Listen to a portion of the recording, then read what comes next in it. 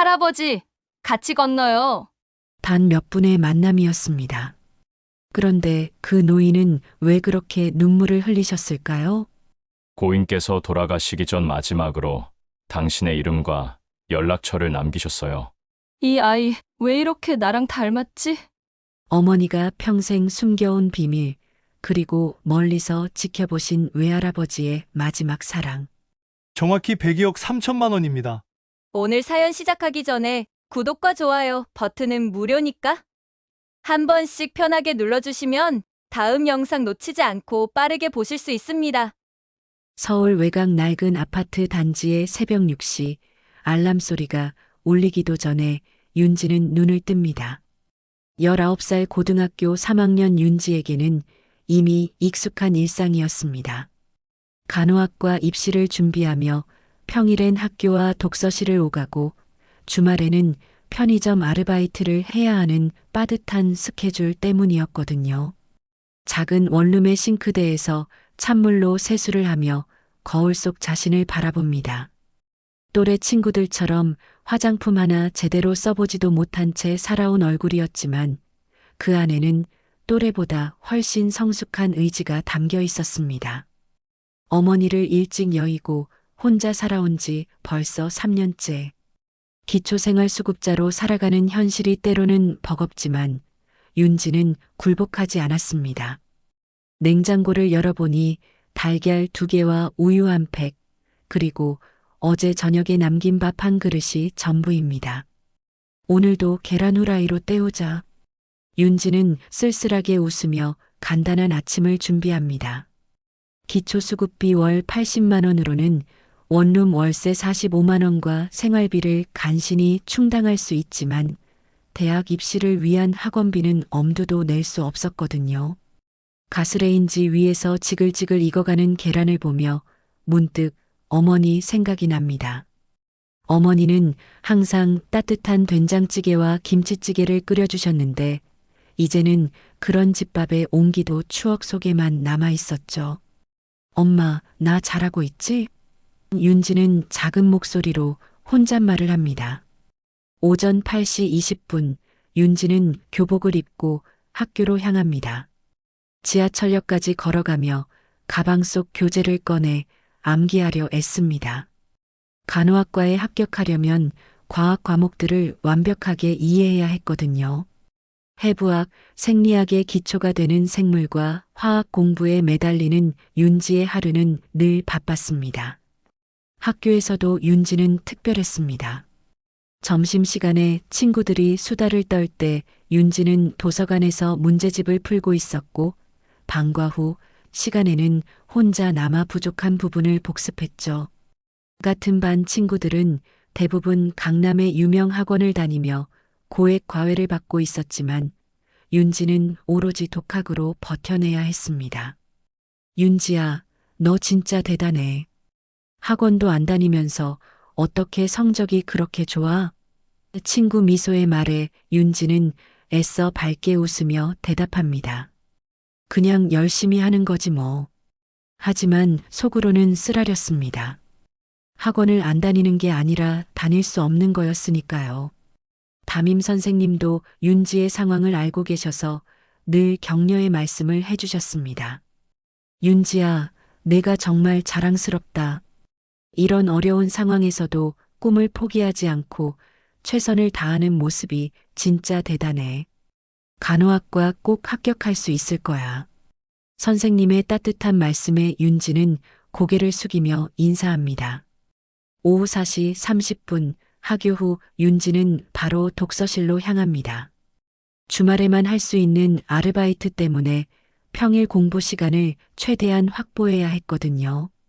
주말 이틀 동안 편의점에서 시급 1만 30원으로 하루 8시간씩 일하면 16만 원 정도를 벌 수 있었습니다. 한 달이면 대략 65만 원. 교재비와 모의고사 응시료, 그리고 가끔 부족한 생활비를 충당하기에는 빠듯하지만 그래도 소중한 돈이었습니다. 지하철 2호선을 타고 강남역 방향으로 향하는 윤지. 차창 밖으로 스쳐 지나가는 서울의 풍경을 바라보며 문득 마음이 무거워집니다. 같은 반 친구들은 학원에서 만난 친구들과 카페에서 공부하고 부모님이 차로 데려다 주시기도 하는데 윤지는 항상 혼자였습니다. 때로는 세상이 너무 불공평하다는 생각이 들었죠. 하지만 윤지는 곧 고개를 저으며 마음을 다잡습니다. 나는 내 길을 가고 있는 거야. 환경은 어쩔 수 없지만 노력은 내가 할 수 있어. 간호사가 되어 아픈 사람들을 돌보고 싶다는 꿈만큼은 누구도 빼앗을 수 없었거든요.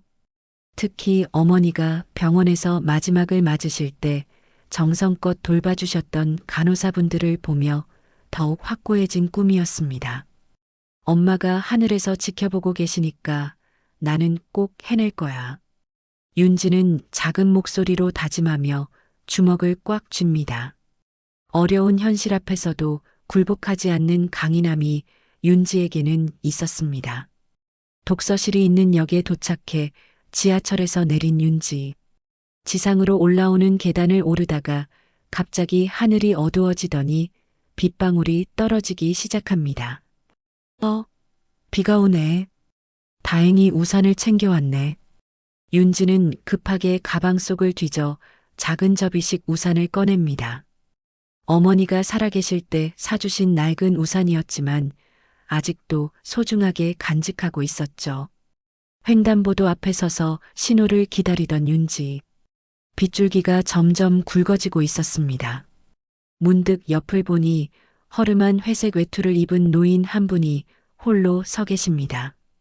70대 후반쯤 되어 보이는 그 노인은 오른쪽 다리를 조금 절고 계셨고 점점 굵어지는 빗줄기에도 우산 하나 들고 있지 않았습니다. 노인의 뒷모습에서 깊은 쓸쓸함이 느껴졌습니다.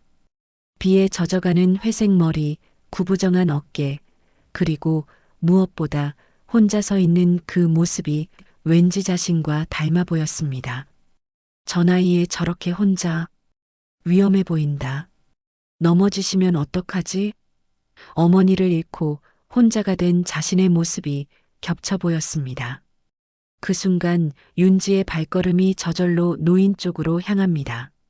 망설임도 잠시 윤지는 아무 말 없이 자신의 우산을 노인 위로 펼쳐 올리며 살짝 팔을 부축해 드립니다.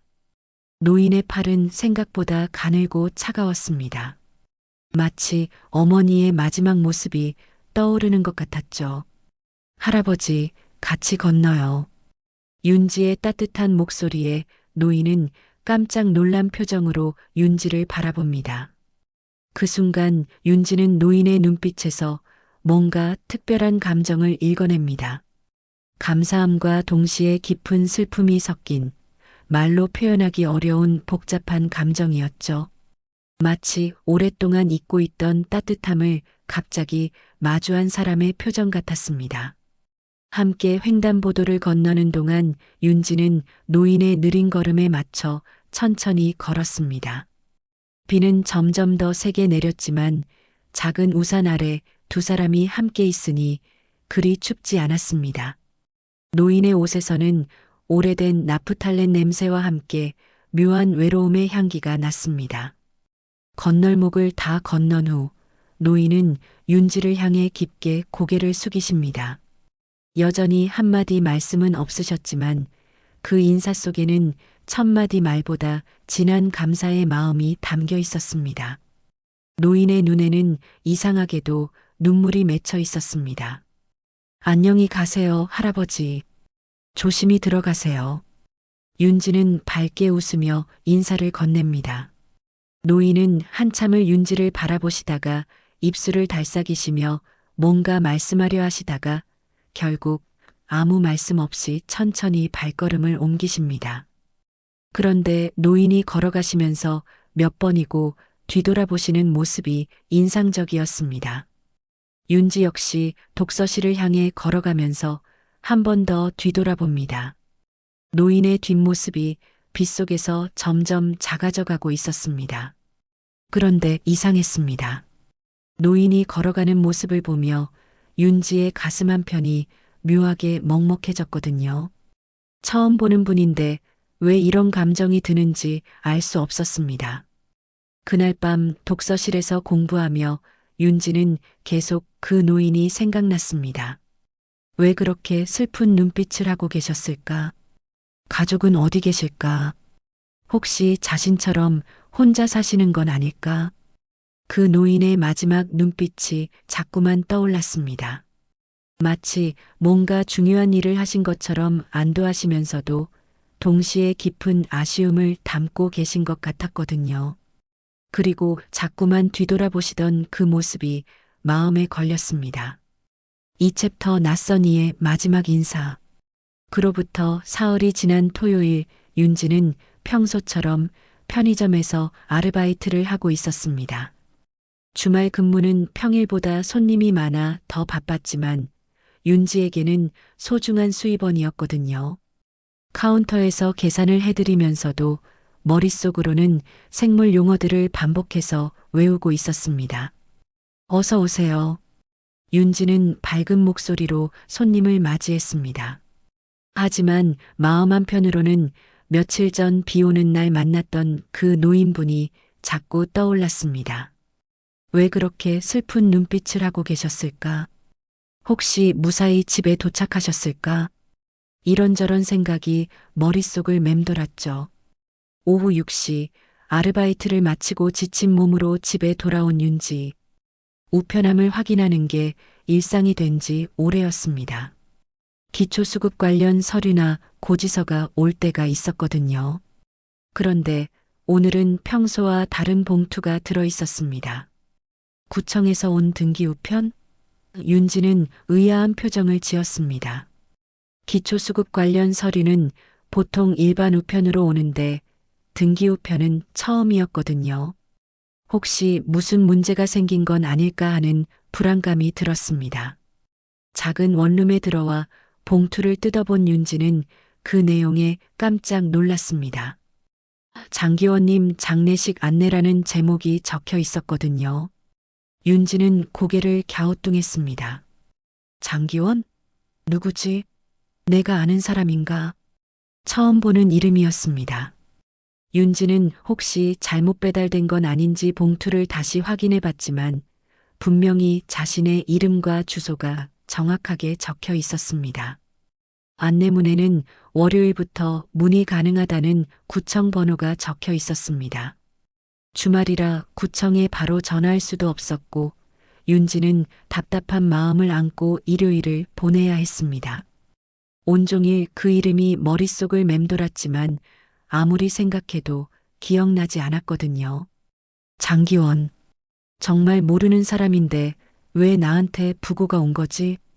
월요일 아침 학교에 가기 전 윤지는 서둘러 구청에 전화를 걸었습니다. 여보세요. 장기원님 장례 관련해서 연락드렸는데요. 전화를 받은 구청 직원의 목소리는 조심스러웠습니다. 혹시 서윤지 양이 맞으신가요? 고인과 어떤 관계이신지 여쭤볼 수 있을까요? 저는 그분을 모르는데요. 혹시 잘못 온 거 아닌가요? 윤지의 당황한 목소리에 구청 직원은 잠시 망설이더니 충격적인 이야기를 들려주었습니다. 고인께서는 보호자나 가족이 없으셨습니다. 그런데 돌아가시기 전 마지막으로 당신의 이름과 연락처, 주소를 남기셨어요. 혹시 정말 아는 사이가 아니신가요? 윤지의 머릿속이 하얘졌습니다. 잠깐, 그게 무슨 말씀이세요? 제 개인정보를 어떻게 알고 계셨다는 거죠? 윤지의 목소리가 급작스럽게 높아졌습니다. 저는 정말 그분을 모르는데 제 이름이랑 주소, 전화번호까지 정확하게 알고 계셨다고요? 구청 직원도 당황한 기색이 역력했습니다. 저희도 그 부분이 궁금합니다. 고인께서 병원에서 의식을 잃기 직전에 간호사에게 또렷하게 말씀하셨거든요. 서윤지, 서울시 관악구. 정확한 주소까지 다 말씀하셨어요. 윤지는 온몸에 소름이 돋았습니다. 자신의 전화번호와 주소를 정확하게 알고 계셨다니. 이상해요. 정말 이상해요. 저는 그분을 본 적도 없는데 어떻게 제 개인정보를 그렇게 자세히 알고 계신 거죠? 혹시 최근에 노인분과 접촉한 적이 있으신가요? 아주 짧은 만남이라도요? 구청 직원의 질문에 윤지는 문득 지난주 화요일 저녁이 떠올랐습니다. 그분이 언제 돌아가셨나요? 그리고 어떻게 생기셨는지 알 수 있을까요? 윤지의 떨리는 목소리에 구청 직원이 답했습니다. 지난 목요일 밤에 돌아가셨고요. 70대 후반의 남성분이셨습니다. 오른쪽 다리를 조금 저르셨다고 하네요. 회색 외투를 즐겨 입으셨고요. 그 순간 윤지의 온몸에 전율이 흘렀습니다. 70대 후반, 오른쪽 다리를 절고 회색 외투. 분명 화요일 저녁 횡단보도에서 만났던 그 노인분이었습니다. 그런데 단 몇 분간의 만남으로 어떻게 자신의 모든 개인정보를 알 수 있었을까요? 혹시 그분을 만난 적이 있는 것 같아요. 하지만 정말 짧은 시간이었고 저는 제 이름도 말하지 않았는데요. 윤지는 혼란스러웠습니다. 그분이 어떻게 제 정보를 알았는지 정말 이해가 안 가요. 구청 직원도 고개를 갸우뚱하는 기색이었습니다. 저희도 처음 있는 일이라 당황스럽습니다. 보통은 가족이나 지인의 연락처를 남기시는데 이번 경우는 정말 특이해요. 윤지는 손에 땀이 나기 시작했습니다. 혹시 그분이 저를 미리 알고 계셨던 건 아닐까요? 아니면 저를 몰래 지켜보셨던 건 아니고요? 생각할수록 섬뜩했습니다. 낯선 노인이 자신의 모든 정보를 꿰뚫고 있었다니. 장례식은 이미 끝났습니다. 지난 일요일에 시립화장장에서 간소하게 치렀어요. 참석한 분이 아무도 없어서 구청에서 간단히 처리했습니다. 구청 직원의 말에 윤지는 가슴이 아팠습니다. 그런데 한 가지 더 말씀드릴 게 있어요. 구청 직원이 조심스럽게 말을 이었습니다. 고인께서 유언장을 남기셨거든요. 유언장요? 윤지는 깜짝 놀랐습니다. 네, 그리고 그 유언장에 당신을 유일한 상속인으로 지정하셨습니다. 윤지는 핸드폰을 떨어뜨릴 뻔했습니다. 뭐라고요? 상속인이라고요? 저를요? 목소리가 떨렸습니다. 그럴 리가 없어요. 저는 정말 그분을 모르는데요. 저희도 당황스럽지만 법적으로 유효한 유언장입니다. 공증도 받으셨고요. 유품이 많지는 않지만 아파트 한 채와 개인 소지품들이 있습니다. 윤지는 머릿속이 복잡해졌습니다. 처음 보는 사람이 자신의 모든 정보를 알고 있었을 뿐만 아니라 상속인으로까지 지정했다니. 이 모든 게 대체 무슨 일인가요? 정말 이해할 수 없어요. 구청으로 한번 오실 수 있으신가요? 직접 서류를 보시고 결정하시는 게 좋을 것 같습니다. 그리고 고인의 유품도 확인해 보세요. 혹시 단서가 있을지도 모르니까요. 윤지는 학교 일정을 생각하며 답했습니다. 네, 방과 후에 가겠습니다. 정말 궁금해서 미칠 것 같아요. 그날 하루 종일 윤지는 수업에 집중할 수 없었습니다. 장기원이라는 낯선 노인, 자신의 정보를 정확히 알고 있었던 미스터리, 그리고 갑작스러운 상속, 모든 게 현실 같지 않았습니다. 방과 후 구청을 찾은 윤지는 유언장과 관련 서류들을 직접 확인했습니다. 분명히 자신의 이름이 적혀 있었고 장기원이라는 분의 서명도 선명했습니다. 하지만 여전히 이해할 수 없었죠. 고인의 아파트 열쇠입니다. 유품 정리는 당신이 하셔야 해요. 구청 직원이 건넨 열쇠를 받아든 윤지는 떨리는 마음으로 결심했습니다. 답을 찾으러 가야겠다고 말이에요. 그날 밤 윤지는 잠들 수 없었습니다. 내일 그 아파트에 가면 무엇을 발견하게 될까요? 왜 자신을 상속인으로 지정하셨을까요? 그리고 무엇보다 어떻게 자신의 모든 정보를 알고 계셨을까요? 이 모든 미스터리의 답이 그곳에 있기를 간절히 바라며 윤지는 눈을 감았습니다. 다음 날 방과 후 윤지는 떨리는 마음으로 장기원의 아파트를 찾아갔습니다. 구청에서 받은 주소를 확인하며 걸어가는 발걸음이 무겁기만 했습니다. 과연 이 미스터리한 상황의 답을 찾을 수 있을까요? 도착한 곳은 자신이 사는 곳과 비슷한 낡은 아파트 단지였습니다. 1980년대에 지어진 듯한 5층짜리 건물이 여러 동 서 있었죠. 윤지는 3동 402호 앞에서 한참을 망설였습니다. 열쇠를 문에 대고도 쉽게 돌리지 못했거든요. 용기를 내자. 답을 찾아야 해. 윤지는 마음을 다잡고 문을 열었습니다. 삐걱거리는 소리와 함께 문이 열리자 곰팡이 냄새와 함께 오래된 집의 냄새가 코를 찔렀습니다. 윤지는 조심스럽게 안으로 들어갔습니다. 전기가 끊어져 있어서 핸드폰 손전등을 켜고 둘러본 집안은 예상보다 정돈되어 있었습니다. 하지만 1980년대식 벽지와 오래된 가구들이 시간이 멈춘 듯한 느낌을 주었죠.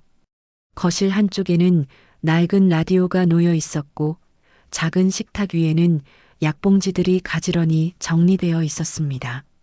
윤지는 조심스럽게 방 안을 둘러보기 시작했습니다. 거실 서랍장을 열어보니 각종 서류들이 정리되어 있었습니다. 전기요금 고지서, 관리비 고지서, 그리고 병원 진료 기록들. 하지만 윤지가 찾는 답은 여전히 보이지 않았습니다. 침실로 향한 윤지는 옷장을 열어봤습니다.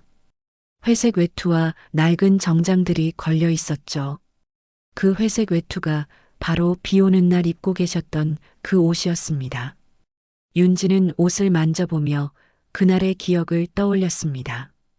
옷장 맨 아래 칸에는 오래된 가방 하나가 놓여 있었습니다. 윤지는 그 가방을 꺼내서 열어봤습니다. 그 안에는 흑백 사진들과 편지 봉투들이 들어 있었습니다. 윤지의 심장이 빨리 뛰기 시작했습니다. 드디어 단서를 찾은 것 같았거든요. 첫 번째로 꺼낸 사진을 보는 순간 윤지는 깜짝 놀랐습니다. 젊은 시절에 장기원과 함께 찍힌 어린 소녀가 있었는데 그 소녀의 얼굴이 어쩐지 낯익었거든요. 이 아이, 왜 이렇게 익숙하지? 윤지는 사진을 자세히 들여다봤습니다. 소녀는 4-5살 정도로 보였고 장기원은 30대 초반의 모습이었습니다. 둘 다 환하게 웃고 있는 모습이 너무나 행복해 보였죠. 사진 뒤에는 하나야, 아빠랑 놀이공원에서 1990년이라고 적혀 있었습니다.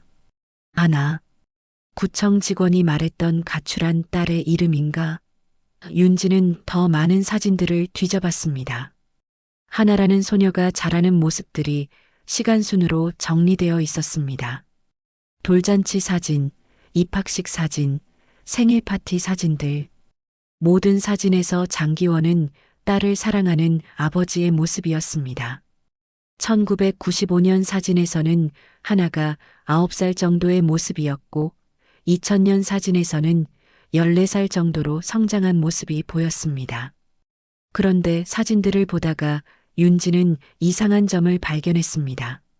하나라는 소녀가 점점 자라면서 자신과 닮아간다는 것이었죠. 특히 17-18살 정도의 하나의 모습은 지금의 윤지와 매우 흡사했습니다. 윤지는 편지들을 하나씩 꺼내보기 시작했습니다. 대부분 장기원이 딸에게 쓴 편지들이었는데 하나가 사라진 후에 쓴 것들이었습니다. 편지 내용들을 읽어보니 장기원의 절절한 그리움과 후회가 담겨 있었습니다. 하나야, 아빠가 너무 엄격했었나? 내가 왜 집을 나갔는지 아빠는 아직도 모르겠어. 돌아와줘. 아빠가 잘못했어. 하나야, 엄마가 너무 그리워해. 내가 없는 집은 너무 조용해. 아빠도 매일 내 방문 앞에 서서 내가 돌아오기를 기다리고 있어. 편지들을 읽으며 윤지의 눈에는 눈물이 맺혔습니다. 한 아버지의 절절한 사랑이 느껴졌거든요. 그런데 마지막 편지에서 충격적인 내용을 발견했습니다. 하나야, 아빠가 너를 찾고 있어. 사립탐정도 고용했고 전국을 다 뒤지고 있어. 내가 어디 있든 아빠가 꼭 찾아낼 거야. 그리고 내가 혹시 결혼해서 아이를 낳았다면 그 아이도 아빠의 소중한 손녀일 거야. 윤지는 편지를 읽고 온몸이 떨렸습니다. 혹시 자신이 하나의 딸일까요? 그래서 장기원이 자신을 알고 있었던 걸까요? 하지만 아직 확실하지 않았습니다. 더 많은 증거가 필요했죠. 서랍을 더 뒤져보던 윤지는 또 다른 중요한 문서를 발견했습니다. 사립탐정 보고서였습니다. 2020년부터 최근까지의 날짜가 적혀 있었고 하나라는 인물의 행적을 추적한 내용이 담겨 있었습니다. 보고서에 따르면 하나는 2003년 17세에 가출한 후 여러 곳을 전전하다가 2005년경 서윤석이라는 남자와 만나 동거를 시작했다고 나와 있었습니다. 그리고 2006년에 딸을 하나 낳았는데 그 딸의 이름이 바로 서윤지였습니다. 서윤지. 그게 나야? 윤지는 믿을 수 없었습니다. 보고서에는 더 충격적인 내용이 이어졌습니다. 하나는 출산 당시 겨우 20세였고 윤석과 정식 결혼을 한 것은 2007년이었다고 나와 있었습니다. 그리고 하나는 산후 우울증과 경제적 어려움으로 고생하다가 2022년 교통사고로 사망했다는 것이었습니다. 윤지는 온몸에 소름이 돋았습니다. 어머니의 사망 연도와 일치했거든요. 그리고 보고서 마지막 페이지에는 윤지의 현재 주소와 학교, 그리고 생활 패턴까지 자세히 적혀 있었습니다. 그래서 할아버지가 내 정보를 알고 계셨던 거구나. 윤지는 모든 퍼즐이 맞춰지는 느낌이었습니다. 장기원은 사립탐정을 통해 자신을 찾아낸 것이었습니다. 그리고 그날 비오는 횡단보도에서의 만남도 우연이 아니었을 수도 있겠죠. 가방 맨 밑에서 윤지는 마지막 편지 하나를 더 발견했습니다. 봉투에는 윤지에게라고 적혀 있었습니다. 떨리는 손으로 편지를 꺼내 읽기 시작한 윤지. 사랑하는 윤지야, 할아버지가 너를 찾았단다. 내가 혼자서 얼마나 힘들게 살고 있는지 알고 있어. 할아버지가 너의 엄마 하나를 제대로 돌보지 못해서 미안해. 그 때문에 너까지 고생하게 만들어서 정말 미안하구나. 편지를 읽으며 윤지는 눈물을 참을 수 없었습니다. 장기원은 정말 자신의 외할아버지였던 것입니다. 그리고 그 모든 것을 알고도 멀리서 지켜만 보고 계셨던 거죠. 너를 직접 만나서 모든 것을 설명하고 싶었지만 갑자기 나타나면 너를 놀라게 할까봐 망설였단다. 그런데 할아버지 시간이 얼마 남지 않았나 보구나. 그래도 마지막에 내 따뜻한 마음을 느낄 수 있어서 행복했어. 내 인생 마지막에 나를 손녀처럼 대해준 내가 있어 참 다행이었다. 윤지는 편지를 끝까지 읽고 나서 한참을 울었습니다.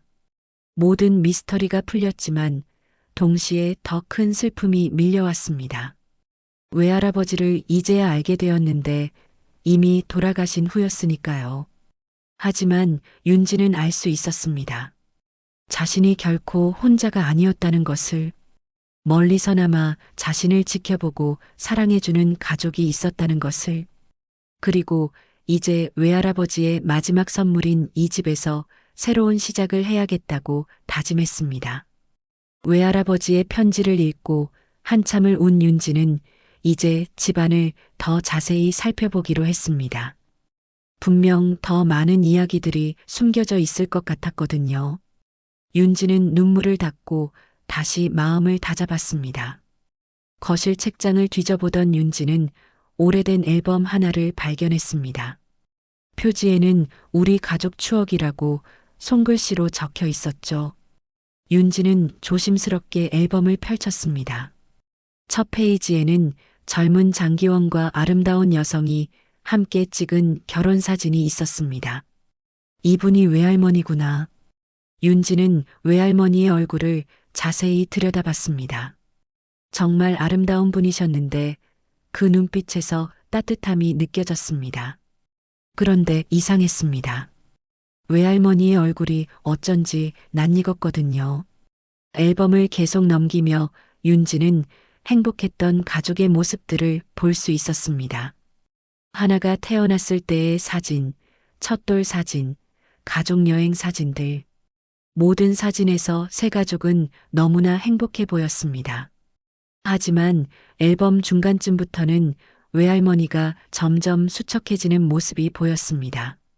마지막 가족 사진은 하나가 15살 정도 되었을 때의 모습이었습니다. 그 이후로는 가족 사진이 없었죠. 아마 그때쯤 하나가 방황을 시작했던 것 같았습니다. 윤지는 어머니가 어떤 마음으로 집을 나갔을지 상상해 봤습니다.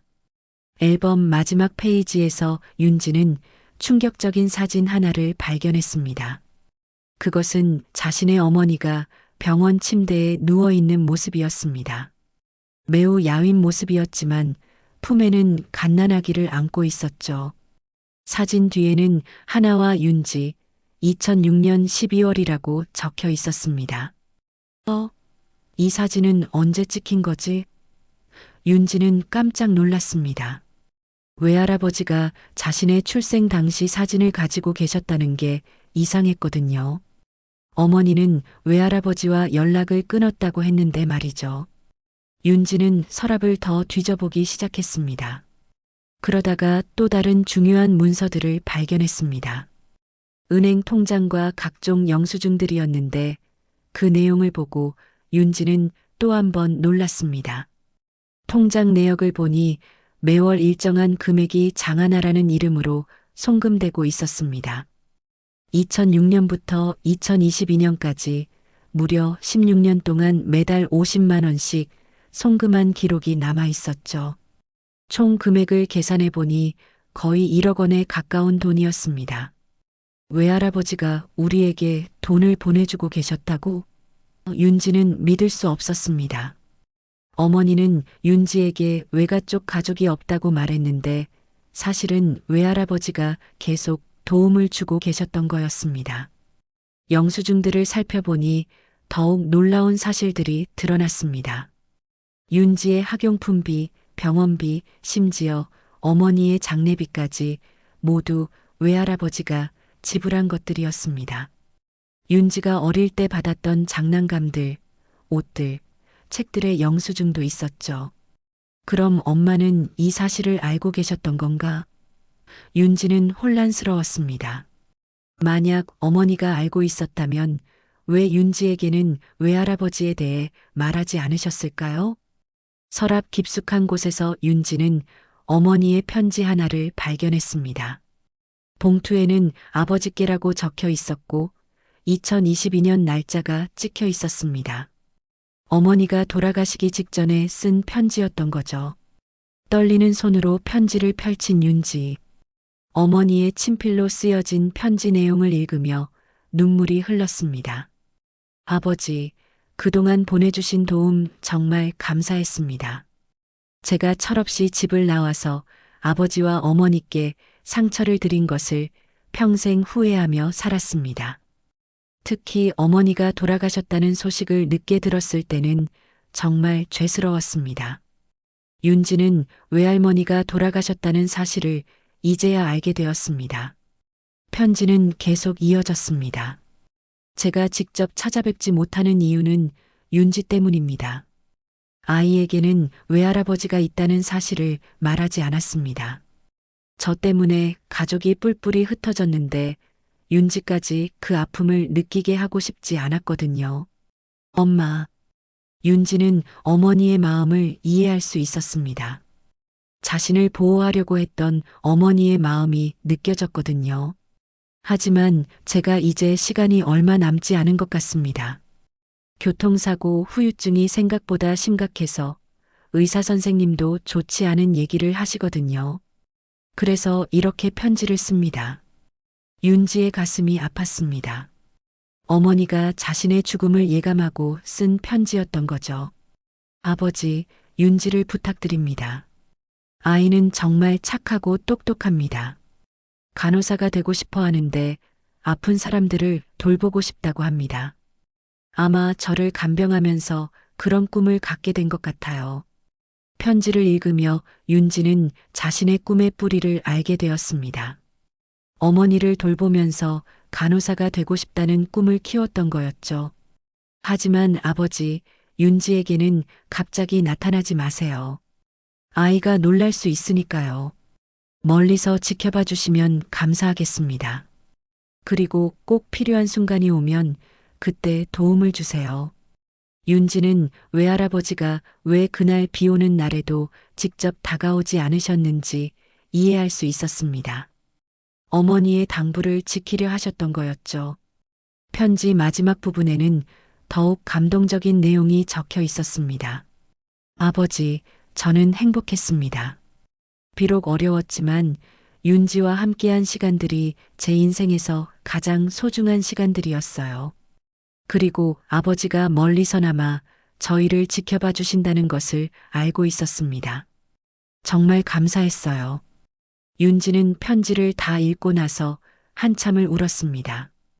어머니와 외할아버지 사이에 이런 깊은 사랑과 아픔이 있었다는 것을 이제야 알게 되었거든요. 편지와 함께 작은 봉투 하나가 더 있었습니다. 그 안에는 윤지의 어린 시절 사진들이 들어 있었습니다. 어머니가 외할아버지에게 보낸 사진들이었죠. 돌잔치 사진, 입학식 사진, 생일 사진들. 외할아버지는 이 사진들을 보며 손녀의 성장을 지켜보셨던 것입니다.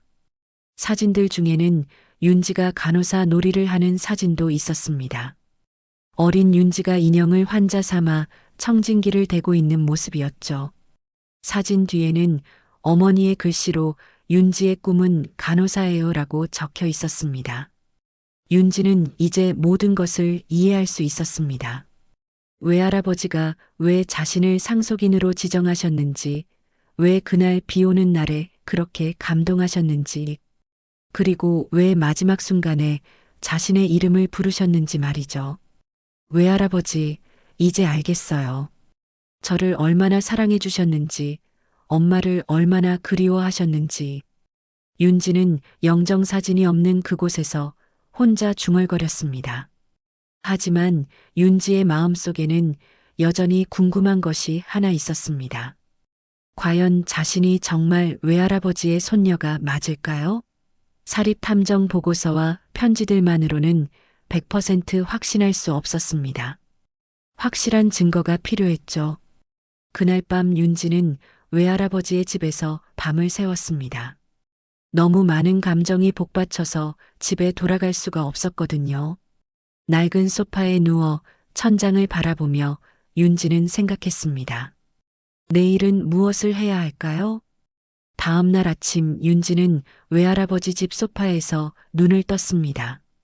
온몸이 뻐근했지만 마음은 어제보다 차분해져 있었습니다. 밤새 많은 생각을 했거든요. 아무리 편지와 사진, 사립탐정 보고서가 있다고 해도 확실한 증거가 필요하다는 생각이 들었습니다. 정말 내가 외할아버지의 손녀가 맞을까? 윤지는 혼잣말을 하며 일어났습니다. 만약 잘못된 정보라면 어쩌죠? 다른 서윤지일 수도 있고 사립탐정이 실수했을 수도 있잖아요. 확실히 해야 했습니다. 학교에 가기 전 윤지는 외할아버지의 개인용품들을 다시 살펴봤습니다. 혹시 DNA 검사에 쓸 수 있는 것이 있을까 해서였죠. 칫솔, 면도기, 그리고 베개에 남아있을 머리카락들. 윤지는 조심스럽게 이런 것들을 수집했습니다. 이런 걸로 검사가 가능할까? 윤지는 인터넷으로 DNA 검사에 대해 검색해 봤습니다. 다행히 할아버지와 손녀 관계도 확인할 수 있다고 나와 있었습니다. 하지만 비용이 만만치 않았죠. 기본 검사비만 30만 원 정도였습니다. 윤지는 고민에 빠졌습니다. 지금 자신에게는 그런 돈이 없었거든요. 주말 아르바이트로 버는 돈은 모두 생활비와 교재비로 빠져나갔으니까요. 하지만 꼭 알아야 했습니다. 확실히 해야 앞으로 어떻게 살아갈지 결정할 수 있을 테니까요. 학교에서 하루 종일 수업을 들으면서도 윤지의 머릿속은 온통 DNA 검사 생각뿐이었습니다. 점심시간에는 담임 선생님을 찾아가서 상담을 요청했습니다. 선생님, 혹시 DNA 검사를 해야 하는 상황인데 비용이 부담되면 어떻게 해야 할까요? 윤지는 조심스럽게 물어봤습니다. DNA 검사? 윤지야, 무슨 일이야? 담임 선생님은 걱정스러운 표정을 지었습니다. 혹시 가족 관련해서 문제가 있는 거야? 윤지는 상황을 간단히 설명했습니다. 모르던 할아버지가 돌아가시면서 자신을 상속인으로 지정했는데 정말 가족이 맞는지 확인하고 싶다고 말이죠. 선생님은 깜짝 놀라며 들어주셨습니다. 그런 일이 있었구나. 참 신기하다. 그런데 윤지야, DNA 검사는 정말 중요한 일이니까 신중하게 생각해봐. 그리고 혹시 도움이 필요하면 언제든 말해. 방과 후 윤지는 용기를 내어 병원에 문의 전화를 걸어봤습니다.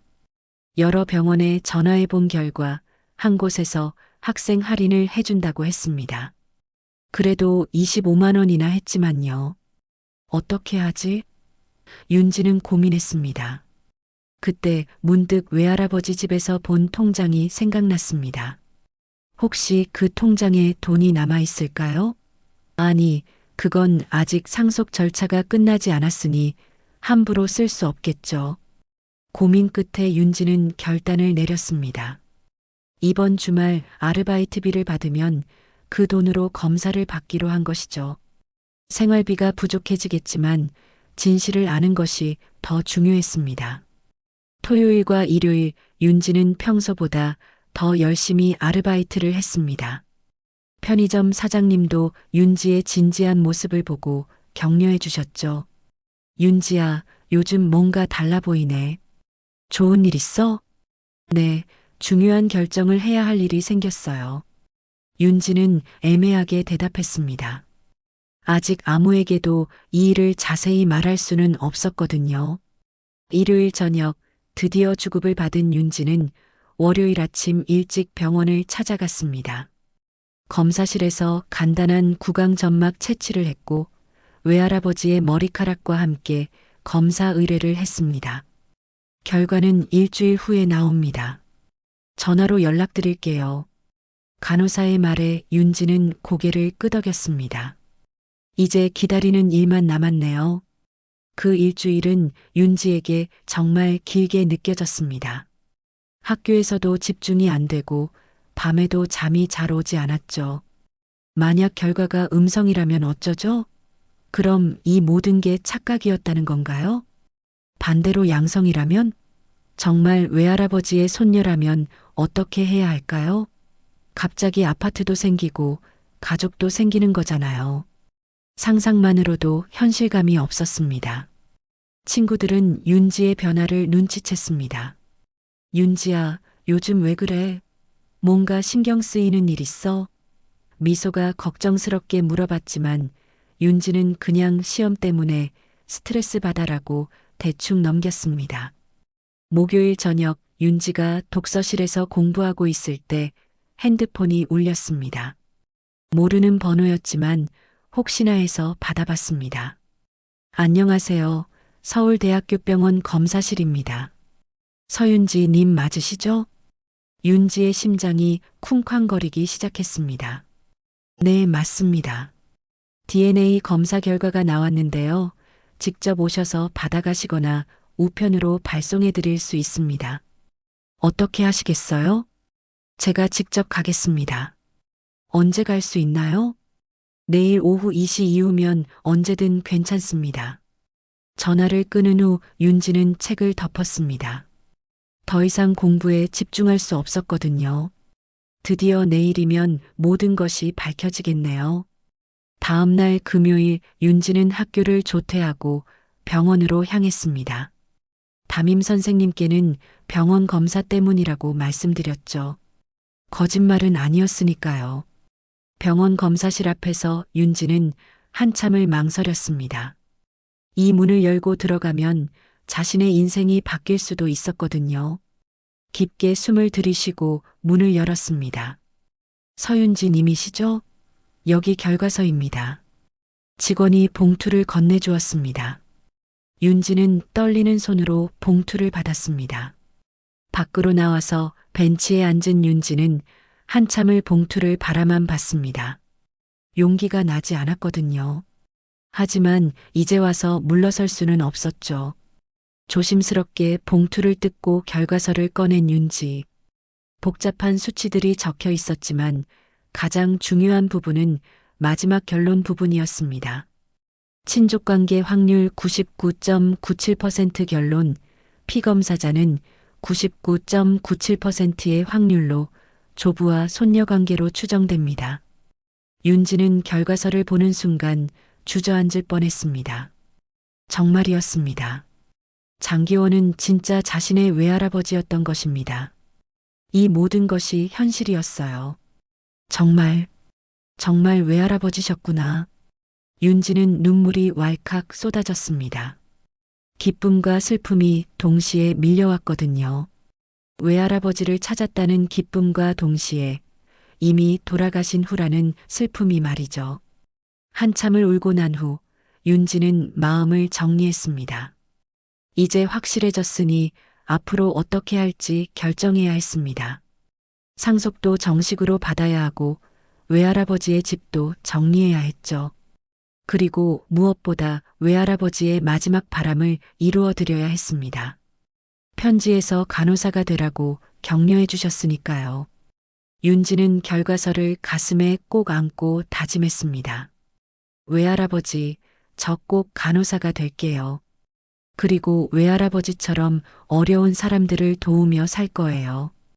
약속드릴게요. 그날 저녁 윤지는 외할아버지 집으로 갔습니다. 이제 정말 자신의 집이 된 그곳에서 윤지는 새로운 시작을 준비하기 시작했습니다.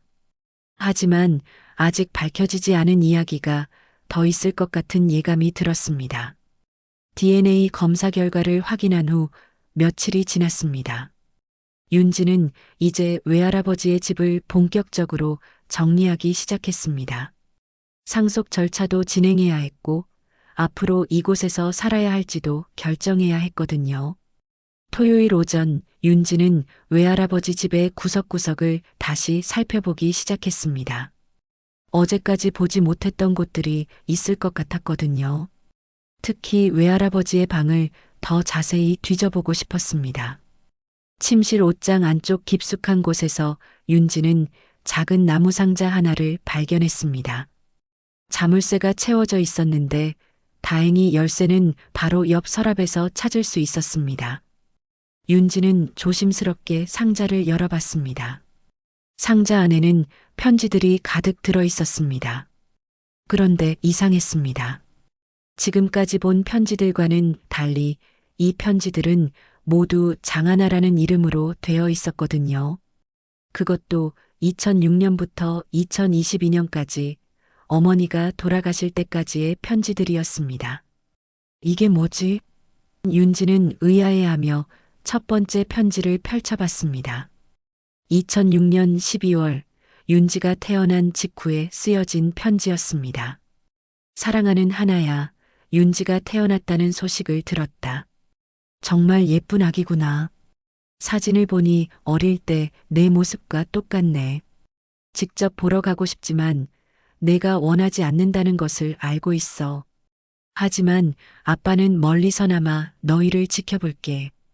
윤지는 깜짝 놀랐습니다. 외할아버지가 자신의 출생 소식을 어떻게 알았던 걸까요? 그리고 사진은 누가 보내드린 걸까요? 두 번째 편지는 2007년에 쓰여진 것이었습니다. 하나야, 윤지가 첫 돌을 맞았구나. 아빠가 보내드린 선물은 잘 받았니? 윤지가 좋아했으면 좋겠어. 아직 아빠를 만날 마음이 없다는 것도 이해해. 하지만 언젠가는 꼭 만날 수 있기를 바란다. 윤지는 어릴 때 받았던 선물들이 떠올랐습니다. 어머니는 항상 누군가 보내준 거야 라고만 말씀하셨는데 그게 외할아버지가 보내주신 것들이었구나 싶었습니다. 편지들을 계속 읽어나가며 윤지는 놀라운 사실을 발견했습니다. 외할아버지는 어머니와 완전히 연락이 끊어진 게 아니었던 것입니다. 어머니가 간접적으로나마 소식을 전해드리고 있었던 거죠. 2010년 편지에는 이런 내용이 있었습니다. 하나야, 윤지가 유치원에 입학했다는 소식을 들었어. 벌써 이렇게 큰 줄 몰랐구나. 선생님이 윤지가 다른 친구들을 잘 도와준다고 했다며? 정말 착한 아이로 자라고 있네. 아빠는 정말 자랑스럽다. 어떻게 이런 자세한 소식까지 아셨을까요? 윤지는 의문이 들었습니다. 혹시 어머니가 직접 알려드린 건 아닐까요? 2015년 편지에서 윤지는 더욱 놀라운 내용을 발견했습니다. 하나야, 어제 윤지를 멀리서 봤어. 학교 앞에서 친구들과 웃으며 걸어가는 모습이 정말 예뻤다. 너를 많이 닮았구나. 다가가서 인사하고 싶었지만 약속을 지켜야지. 언젠가 때가 되면 자연스럽게 만날 수 있을 거야. 윤지는 소름이 돋았습니다. 외할아버지가 자신을 실제로 보러 오셨던 거였군요. 그런데 자신은 전혀 몰랐었습니다. 2018년 편지에는 더욱 구체적인 내용이 나와 있었습니다. 하나야, 윤지가 간호사가 되고 싶어 한다는 소식을 들었어. 정말 대견하구나. 아픈 사람들을 돕고 싶다는 마음이 얼마나 아름다운지. 아빠가 대학 등록금을 준비해 놨으니 걱정하지 마. 윤지의 꿈을 꼭 이루어주고 싶어. 윤지는 눈물이 났습니다.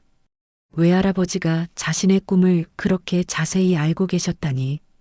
그리고 대학 등록금까지 준비해 놓으셨다니요. 그런데 편지들을 읽다가 윤지는 이상한 점을 발견했습니다. 2020년부터는 편지의 내용이 달라지기 시작했거든요. 어머니의 건강을 걱정하는 내용들이 많아졌습니다. 하나야, 몸조리 잘하고 있니? 교통사고 후유증이 심하다고 들었는데 정말 걱정이다. 병원비는 아빠가 모두 부담할 테니 좋은 치료받아. 윤지에게는 비밀로 해달라고 했지만 아빠는 정말 속상해. 윤지는 어머니가 교통사고를 당했을 때의 일을 떠올렸습니다. 그때 어머니는 병원비 걱정을 전혀 하지 않으셨는데 보험 처리가 잘 되었다고만 하셨거든요. 하지만 실제로는 외할아버지가 모든 비용을 부담하고 계셨던 거였습니다. 2021년 편지에는 더욱 절절한 내용이 담겨 있었습니다. 하나야, 제발 아빠를 만나자. 시간이 얼마 남지 않은 것 같아. 윤지와 함께 와도 좋고 혼자 와도 좋으니까 한 번만 보자. 아빠가 하고 싶은 말이 너무 많아. 하지만 2022년 초의 편지에서는 체념하는 듯한 내용이 보였습니다. 하나야, 내 마음을 이해해. 아빠 때문에 너무 많이 아팠구나.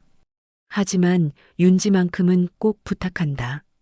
아빠가 직접 돌볼 수는 없겠지만 멀리서라도 지켜보게 해줘. 그리고 마지막 편지, 2022년 3월에 쓰여진 편지에서 윤지는 충격적인 내용을 발견했습니다. 하나야, 내가 보내준 마지막 편지를 받았어. 정말 고마웠다. 윤지에게 아빠 이야기를 하지 말라고 했지만 아빠는 이해해. 하지만 언젠가는 윤지가 알게 될 거야. 그때까지 아빠가 기다릴게. 윤지는 어머니가 외할아버지에게 편지를 보냈다는 사실에 놀랐습니다. 그 편지는 어디 있을까요? 혹시 어머니가 마지막에 쓴 그 편지 말고 다른 편지들도 있는 걸까요? 상자 맨 밑에서 윤지는 또 다른 봉투를 발견했습니다. 이번에는 어머니의 필체로 아버지께라고 적혀 있었는데 날짜가 여러 개 적혀 있었습니다.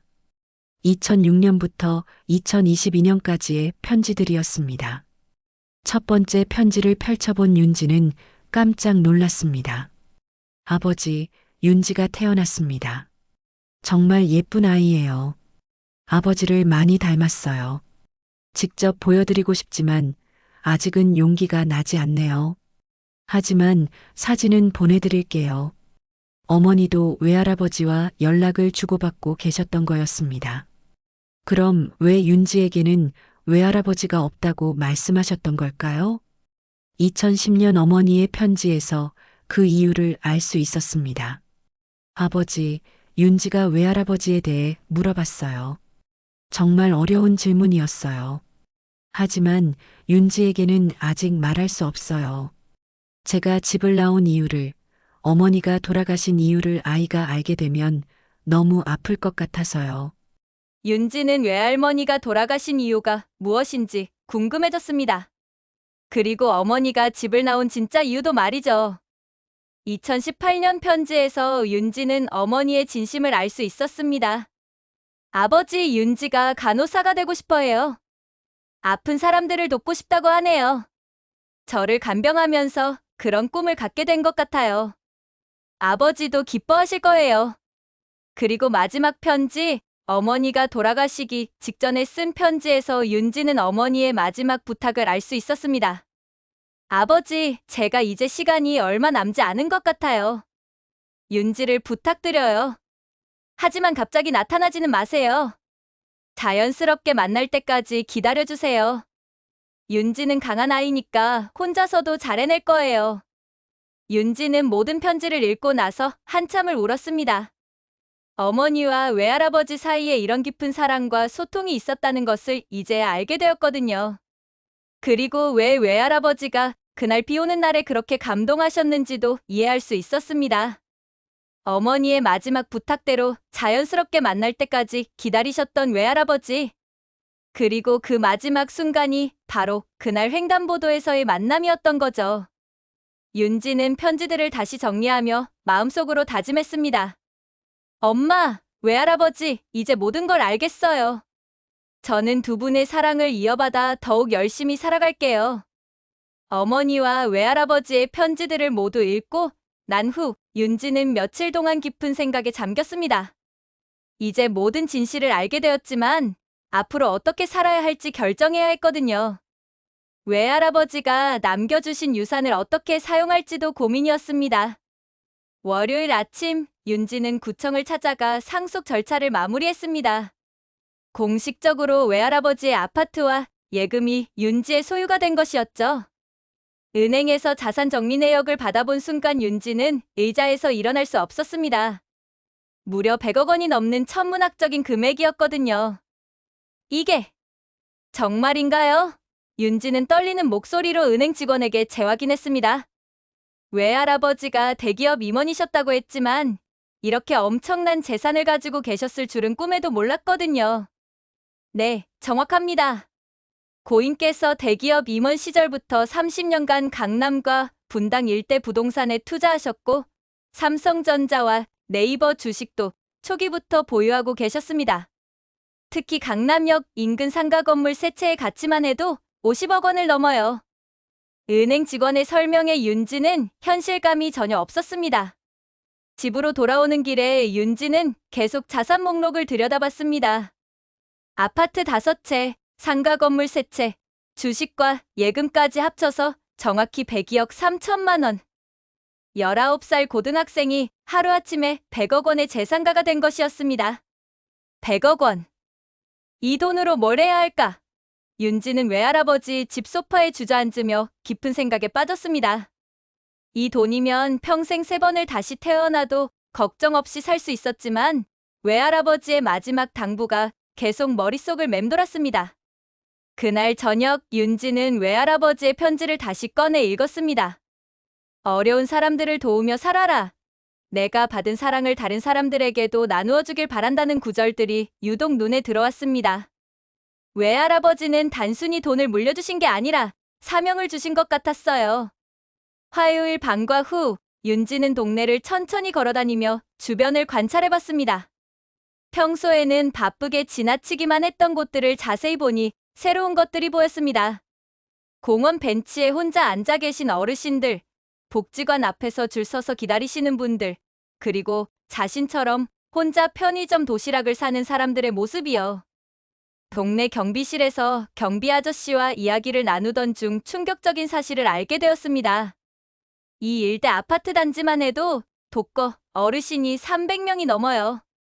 자식들이 외국에 있거나 연락이 아예 끊긴 분들이 대부분이죠. 지난달에도 한 분이 3일간 쓰러져 계시다가 발견됐어요.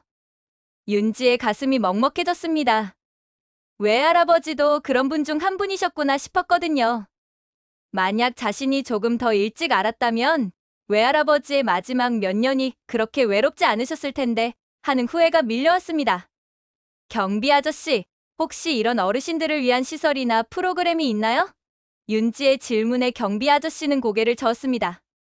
복지관이 있긴 하지만 규모가 너무 작아요. 그리고 진짜 어려운 분들은 그마저도 이용하기 힘들어 하시죠. 그날 밤 윤지는 잠을 이룰 수 없었습니다. 100억 원이라는 엄청난 유산과 외할아버지의 당부, 그리고 동네 독거 어르신들의 현실이 머릿속에서 계속 맴돌았거든요. 새벽 3시가 되어서야 윤지는 중요한 결정을 내렸습니다. 외할아버지, 이 돈으로 정말 의미 있는 일을 해볼게요. 윤지는 영정사진을 바라보며 다짐했습니다. 외할아버지의 유산을 돕고 어르신들을 위한 종합 돌봄 센터를 만드는 데 사용하기로 한 것이죠. 다음 날 윤지는 담임 선생님을 찾아가 자신의 계획을 말씀드렸습니다. 선생님, 제가 상속받은 100억 원으로 어르신들을 위한 대규모 복지시설을 만들고 싶어요. 가능할까요? 선생님은 윤지의 상속 금액을 듣고 깜짝 놀라셨습니다. 윤지야, 100억 원이라니. 정말 놀라운 일이구나. 하지만 그만큼 신중해야 해.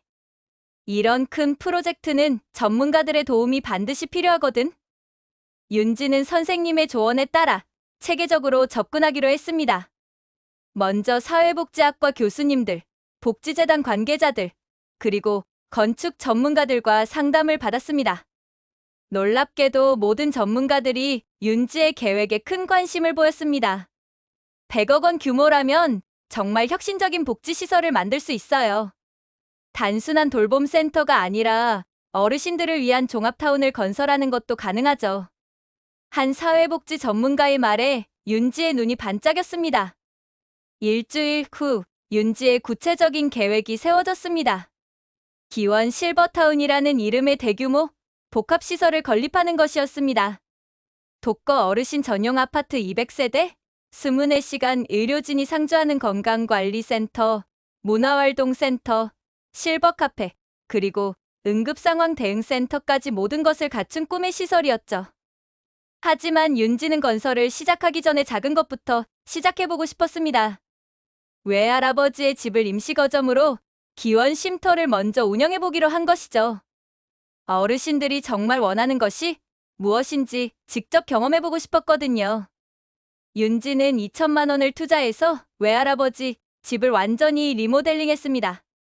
거실에는 고급 안마의자와 혈압 측정기를 비치했고 작은 방에는 물리치료 장비와 응급처치 용품들을 준비했습니다. 부엌도 20명까지 함께 식사할 수 있도록 확장했죠. 첫 번째 손님은 경비 아저씨가 소개해주신 김순자 할머니였습니다. 75세의 할머니는 무릎 관절염으로 고생하고 계셨는데 윤지가 준비한 온열 치료기와 마사지기를 사용하신 후 30년 만에 이렇게 편해봤다며 눈물을 흘리셨습니다.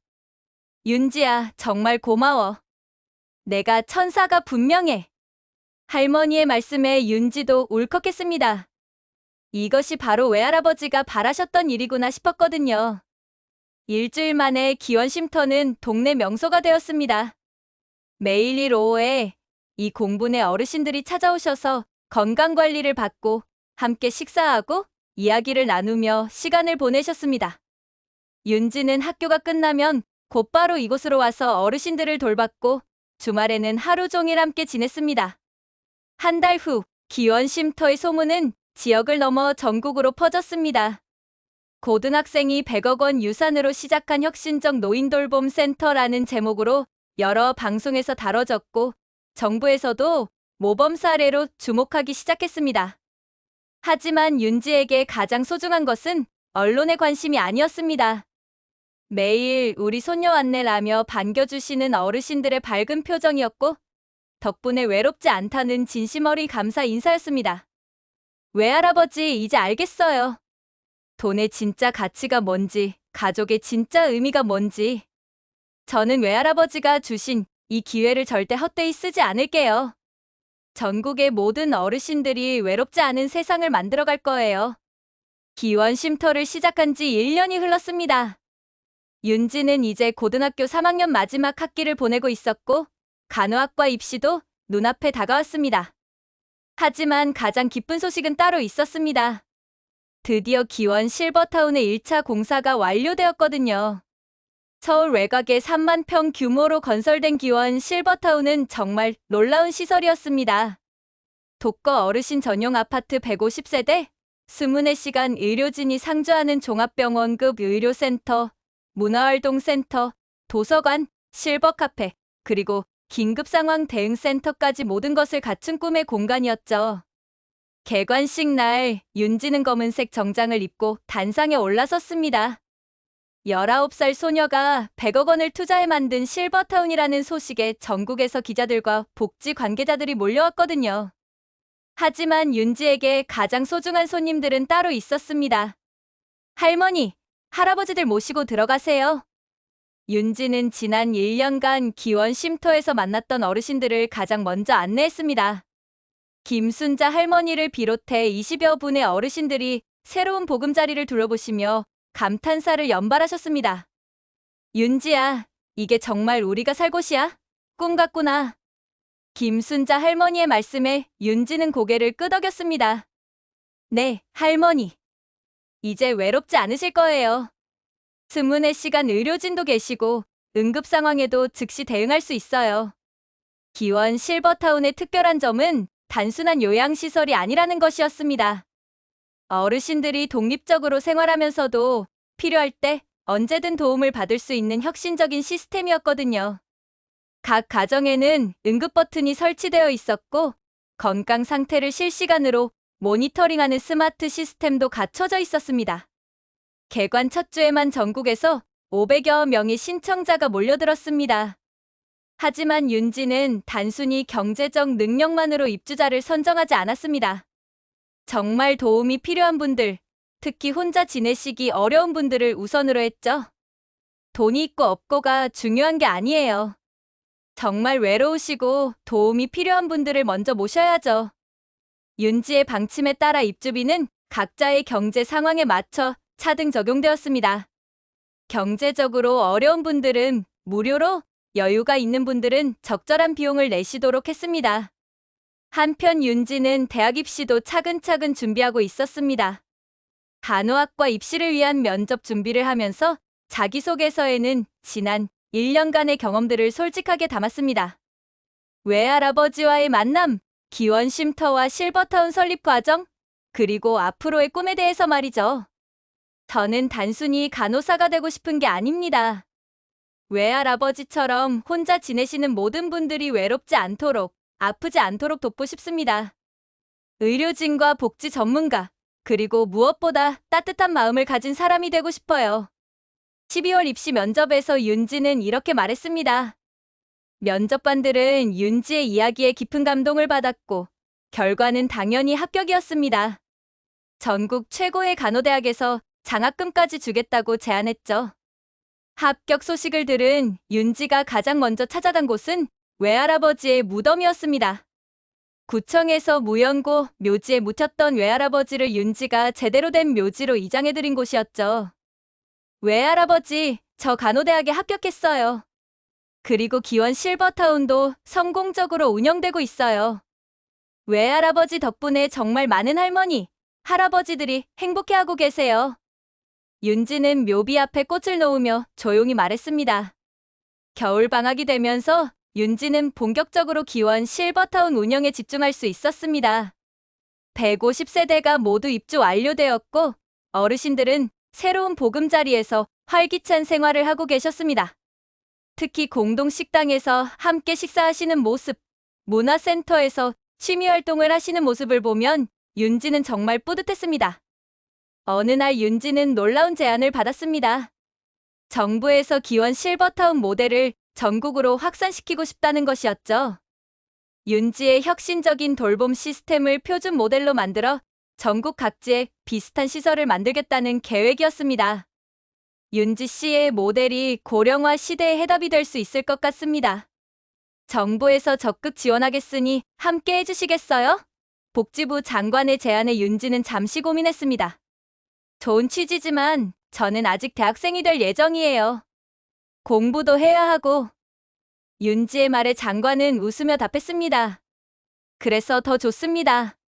젊은 시각과 에너지가 필요한 일이거든요. 학업과 병행할 수 있도록 도와드리겠습니다. 결국 윤지는 기원복지재단 이사장을 맡으면서 동시에 대학 생활을 시작하기로 했습니다. 전국 10개 도시의 기원 실버타운을 건설하는 대규모 프로젝트의 책임자가 된 것이죠. 새해가 되면서 윤지는 새로운 다짐을 했습니다. 지난 1년간 정말 많은 일들이 있었지만 이제 시작일 뿐이라는 생각이 들었거든요. 전국에는 아직도 혼자 지내며 외로워하시는 어르신들이 수만 명 계셨으니까요. 어느 비 오는 2월의 저녁 윤지는 기원 실버타운을 걸어보다가 문득 1년 전 그날이 떠올랐습니다. 횡단보도에서 외할아버지를 만났던 그 운명적인 순간 말이죠. 그때는 단순히 도움이 필요한 노인분을 도와드린 것뿐이었는데 그것이 이렇게 큰 변화의 시작이 될 줄은 몰랐습니다. 윤지가 실버타운 정문을 나서는데 앞에서 지팡이를 짚고 걸어가시는 할아버지 한 분이 보였습니다. 비가 오기 시작했는데 우산이 없으신 것 같았어요. 윤지는 자신의 우산을 꺼내며 할아버지께 다가갔습니다. 할아버지, 우산 씌워드릴게요. 같이 가요. 윤지의 말에 할아버지는 고개를 돌리며 환하게 웃으셨습니다. 고맙구나, 아가야. 요즘 같은 젊은이들이 드물어서 말이야. 함께 걸어가며 윤지는 할아버지께 기원 실버타운에 대해 말씀드렸습니다. 혹시 관심이 있으시다면 언제든 놀러 오시라고, 외로우시면 언제든 문을 두드리시라고 말이죠. 정말 좋은 일을 하는구나. 내 부모님이 참 자랑스러우시겠어. 할아버지의 말씀에 윤지는 잠시 어머니와 외할아버지를 떠올렸습니다. 하늘에서 지켜보고 계실 두 분이 정말 자랑스러워하실까요? 헤어질 때 할아버지는 윤지의 손을 꼭 잡으며 말씀하셨습니다. 아가야, 내가 있어서 이 세상이 따뜻해지는구나. 고맙고 또 고마워. 그날 밤 윤지는 일기장에 썼습니다. 외할아버지, 저는 평생 이런 일을 계속할 거예요. 비 오는 날에도 추운 겨울에도 외로운 분들 곁에 있어 드릴게요.